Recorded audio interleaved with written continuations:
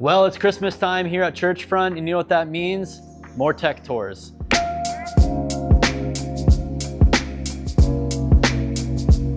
We are here enjoying the month of December in the perfect place to be, where it's almost 0 degrees up in Wisconsin. We're at Northridge Church, where this fall we just finished a project helping them renovate the AV in their new worship center in this new building. It's a nice lobby space they've got here, actually. This is what used to be the commercial industrial space for a machine shop company, and the church recently acquired the building. They were meeting as a portable church in a local community center here for 14 years. And then they fortunately were able to acquire this building, and they moved in recently. They reached out to us to build out their new AV systems, but it's a great space. I really love the feel. I like all the natural light in here. I was telling Matt earlier, like if Churchfront could ever have a building as we grow as a company, I would like it to look a lot like this. Maybe we could demo some cool gear and have some setups and studios and things like that. Anyhow, let's go into the worship center. This is where our team has spent most of our time over the past couple months, and check it out. So this was the warehouse portion of the space for where there used to be like storage shelves and forklifts in here doing their thing. Actually, after it was a warehouse, it was also a pickleball court for a brief amount of time before the church acquired this space. So you get a nice high trim height to this portion of the building. I feel like that's great for making it into a worship center, and it's a simple rectangle shaped room. But we had some very significant acoustical challenges with this room when they first moved in, because like any warehouse, there was no acoustic treatment and it was so reverberant. There's almost 8 seconds of reverb time in this space. So what did we do? We chatted with our partners at Acoustic to get the RT60 calculations of the room. They put it in their models. They let us know how much treatment was going to be needed in addition to the chairs and the carpet that was going to be in here to bring that reverb time down to a more acceptable 2-second range. And the results are fantastic. Now people can actually talk to one another in here without a ton of reverb happening, and the PA sounds great. The PA system we installed is a Fulcrum passive speaker system. So we've got 15-inch mains left and right, and then we got 2 20-inch subs flown above the stage, and then we have 4 front fill speakers right here for the folks on the front, and also they're functioning as side fills as well. This is a very powerful yet simple PA system. It's powered by the PowerSoft amps that we have back in the rack. We get that crystal clear high fidelity audio into the amps and processed with Dante audio, and then from there the amps amplify the sound and send that signal to these speakers. And I'm always blown away by the fidelity of these Fulcrum speakers for being they're passive boxes, but the detail you hear in the high-end range is incredible, and it doesn't sound harsh at all, super smooth. Check out this stage. This is actually a temporary stage. So this church is taking it one phase at a time as they're moving in here. It was kind of a fun journey where they obviously had to shell out a lot of capital to get the building, get it renovated, do all the things. They weren't actually super sure about what funds were available for the AV side of the project. But as time went on and more donations came in to keep improving things, they're like, hey, we actually can do an LED wall, or we can add this component to the audio system. So one of the things that they are waiting on and gonna do in the future is a more permanent stage solution. So they got this temporary staging right here, still works great. We just put some front fills on the front of it here, but a way to kind of still have a little bit more of a permanent integration feel to the system are the connector plates we have on the back wall. So come on up here. So it's a custom wall plate where we put all their XLR connectors, some data connectors, and video connectors, so they can have easy access to all of the I/O for their system. And what's kind of nice about having a temporary stage like this is all the cabling can just go underneath the stage for now to the destination it needs to get to, and it's easy to cable manage. So we've got 1, 2, 3, 4 of these connector plates along the back of the stage, and then all of these lines go to the equipment rack that is going to be backside stage. I'll show you that in a minute. And check out this altitude LED screen. So it's about 14.7 feet wide by 8 feet tall with a 2.6 millimeter pixel pitch. So like I mentioned earlier, this was sort of a later addition to their video system when they knew that the budget was available. And we've paired this altitude LED screen with some new projection screens on the side. I was actually really blown away at the performance of the projection screens. Ideally, it would be great to have all LED. It would also make perfectly matching color and brightness easier. But when budget doesn't allow, these projection screens actually work really great. So these are some LightKey projectors. I've loved the performance of LightKey projectors. Very bright, vibrant colors, very crisp. And then we installed these new Delight screens that are just suspended from the ceiling. And we put them at an angle for some better sight lines and angles for the viewers out here. But very simple visual solution. It works great and it pairs really well with the LED screen. Taking a look at the stage and how we're supporting the musicians. They have a great drum set over here that they assembled. They got some heartbeat cymbals. They've got a shield here that helps prevent the bleed from the cymbals, especially going into the vocal mics. And then they've got this really nice drum set. They've got the coated Evans heads. They got the heartbeat cymbals here.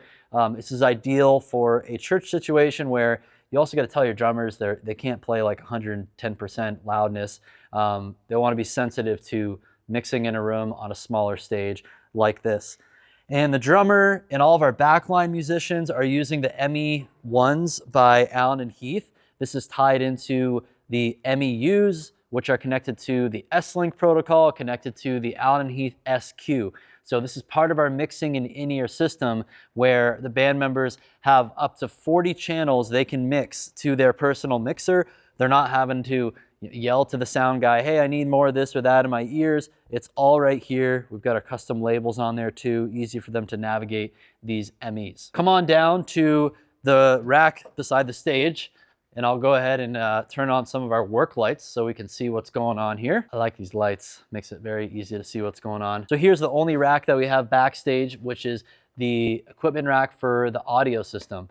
So we've got a UDM Pro. This is our router for our AV network. And then we've got our network switch, a 48-port USW Pro with a patch bay, keystone jacks above and below it.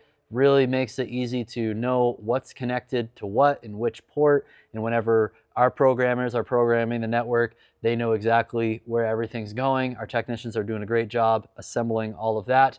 And then underneath that, we've got a Intel NUC computer to be our control computer for the PowerSoft amplifiers, and to get into the DSP, we can remote in if we need to. We've got the Novastar processor here for sending content to the LED screen. This is getting video from the computer that is outputting video from the DeckLink Duo into the video switcher, comes back here over SDI, and then gets sent to the screen with some data cables. They've got 4 channels of wireless microphones with the Shure SLX-D4Q Plus, a great value receiver for 2 mics and 2 body packs, and it will send audio over Dante to the mixing console. Then we have some Shure PSM300 transmitter units that can send stereo audio to musicians who are wearing these wireless packs. They can either get 1 stereo or 2 mono packs off of each transmitter. And then we've got our combiner here for the in-ears. And we've got antennas for both the in-ears as well as the microphone, which makes sure that there's a nice strong signal and a clear signal for those musicians. Down here, our technicians made some custom audio tie lines coming in from the wall plates from the multi-pair cable into the GX4816, which is hiding behind this rainbow color of cabling that we've got going here. So everything's really labeled nicely with the heat shrink labels. Looks great. Really easy to patch in some things. We were helping our client here patch in some more channels and a floor wedge earlier today. It makes it really simple to do when you have the infrastructure with the wall plates and everything is labeled properly. And then below that, we've got our MEU hub with these tie lines going to the data connections on the wall plates. And then down here, we've got a drawer, and then we've got our 2 PowerSoft amps that are running our mains, subs, and the front fills. And then below that, we have our NPAC, which is the networkable power automation control for powering on and off the system by Lintech. So check out the backside of our audio rack here. It's not a huge rack, but you do have lots of cable management that needs to happen. There's all that multi-pair audio coming in from the wall plates. Looking good. So that's our Audio World equipment rack. I'm gonna hand it off to Matt, who'll give you a tour of front of house. All right, follow me into this really cool tech booth. First off, you'll see this in so many of our builds. ProChurchLights lighting control panel. This is just a really handy way to be able to take over the lights in the room. I actually just installed one of these at my church because for the price, you can hardly beat what it does. So it gives you 8 presets that you can program from whatever lighting software or console you're using. You basically run DMX out of that into the brain for this unit and then record those settings through whatever your software you're using, and then you can play them back from here. If I wanted to take over the lighting in this room, all I would have to hit is wall, and then it's gonna go to whatever preset I have selected on here. And then if I wanna go back to LightKey control, just hit console, goes back to LightKey.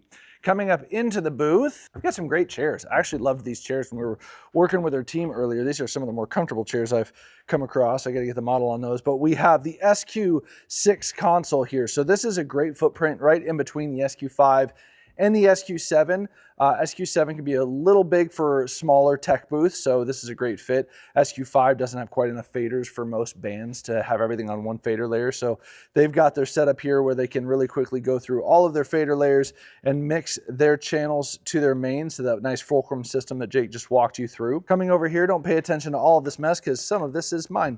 Moving down to this rack, this is the other rack that we installed in this building. So you'll see most of our builds normally do have 2 racks. Here we did kind of almost like 1.5. We had to, for budgetary reasons, keep it to one of the racks being in this booth. Most of their computer stuff and switching stuff, video gear that's normally in a secondary rack backstage is living in this rack here. So from the top to the bottom, the first thing we have here at the top is a Middle Atlantic PDU.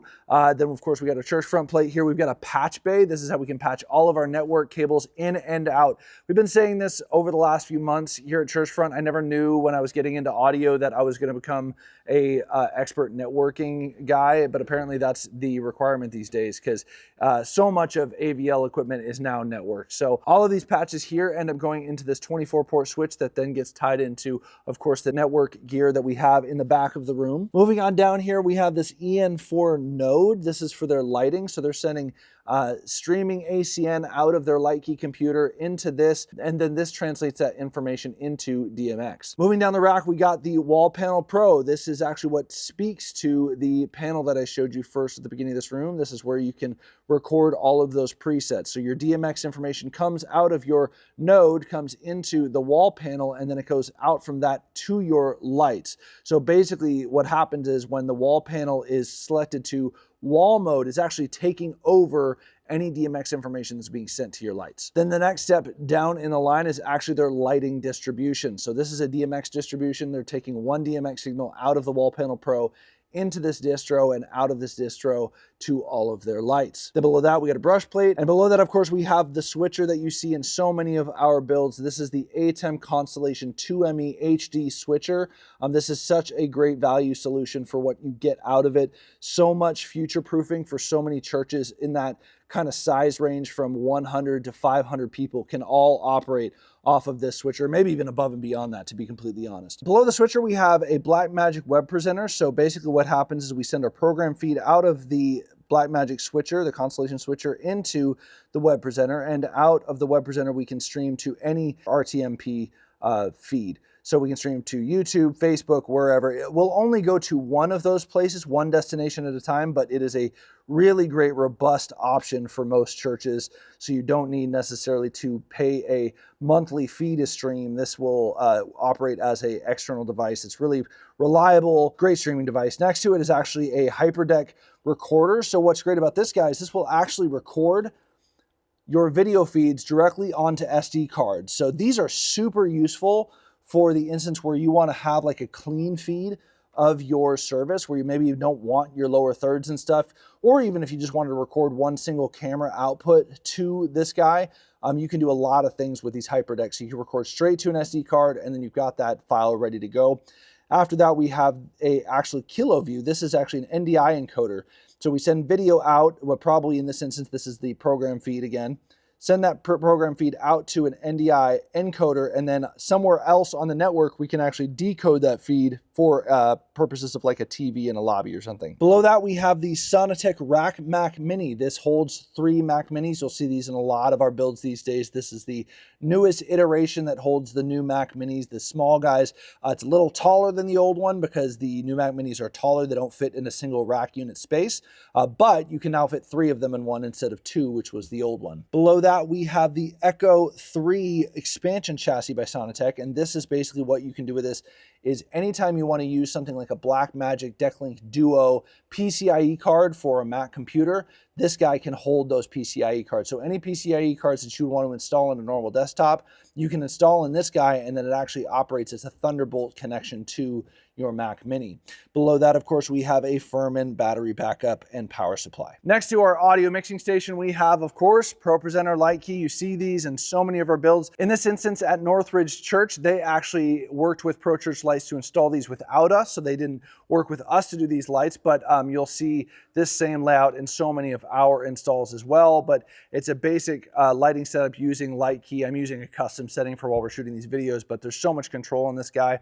And then, of course, ProPresenter, and we're using ProPresenter in so many ways to control even the lighting. We've got a lot of macros here. If you've dug into some of our videos lately, you'll see that we work a lot with macros. So we have all these macros designed in here for them to be able to quickly fire any lighting setting inside of here. So if I were to fire song 2, for instance, it's going to fire their song 2 setting. Again, lighting's not going to change because I have it overridden in LightKey, but really easy way to control your lights from ProPresenter, one operator doing 2 jobs. And finally, down here at the end, we have Video World. We've got our multi-view monitor here. This is basically giving them different feeds from their Blackmagic Constellation switcher, and they're actually using both multi-views. So you have 2 multi-view outputs from a Blackmagic Constellation switcher, and you can configure and customize those pretty much however you see fit in these grids. So you can have just 4 video feeds up on a single one, or you can have as many as 16 video feeds up on any one of these multi-views. Next to that, we have a computer that's running Companion that is actually